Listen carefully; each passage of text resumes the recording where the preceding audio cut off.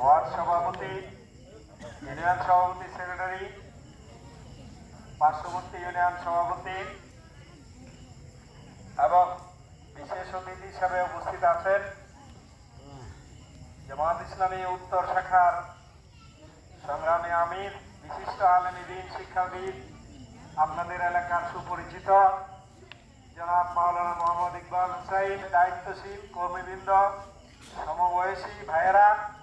এবং পর্দার আড়ালের মা ও বোনেরা,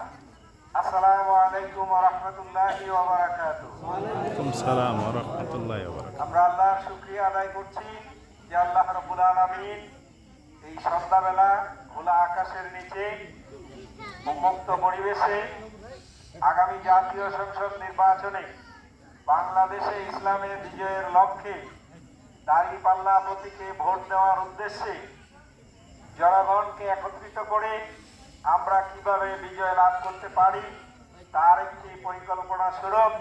আজকের এই কেন্দ্র কমিটির